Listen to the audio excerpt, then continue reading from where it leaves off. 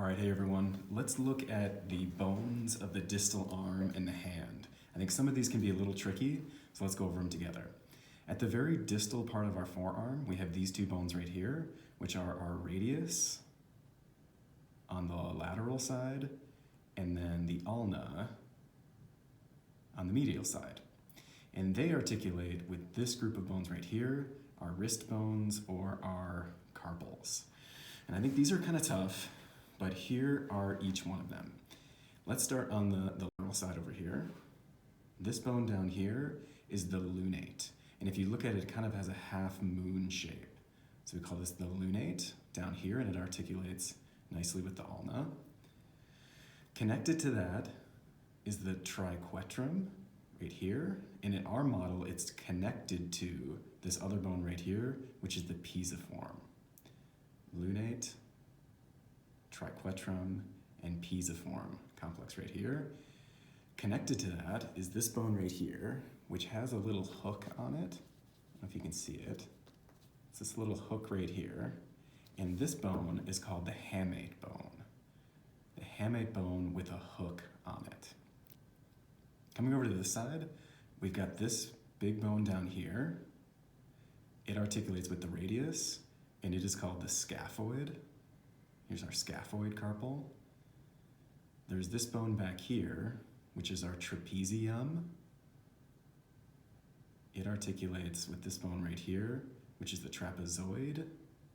And then this big bone right here is the capitate.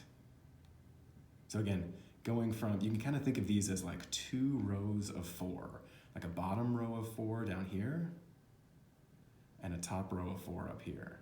So we have the scaphoid, the lunate, the triquetrum, the pisiform. Back over to the side, we've got the trapezium, the trapezoid, the capitate, and the hamate. So a mnemonic that you can use to remember this is some lovers try positions that they can't handle. And that is scaphoid, lunate, triquetrum, pisiform, back up to the top, trapezium, trapezoid, capitate, and hamate. So we said already, like the lunate kind of looks like a half moon. The hamate kind of has a hook. Here's some ways that you can remember these ones. The trapezium over here, the trapezium is connected to the thumb. Trapezium is on the side of the thumb. And I like to think of this big bone right in the center. If you look at them when they're all articulated together, it's sort of the biggest bone right in the center. It's the capitate, and it's like the captain of the carpals right in the middle. So those are our carpals here. And when we stick them all together, they kind of articulate nicely. Then we've got our 5 metacarpals in our hand. And this one would probably be closer to these ones, all kind of in the center of our hand.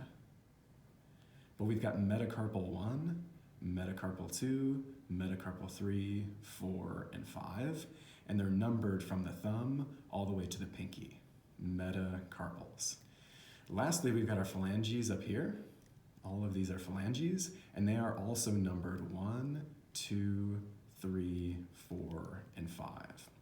These 4, phalanges 2, 3, 4, and 5, they all have 3 phalanges, a proximal, an intermediate, and a distal. 1, 2, 3 parts to our fingers, and all of them have 1, 2, 3, in phalange 1, 2, 3, and 4.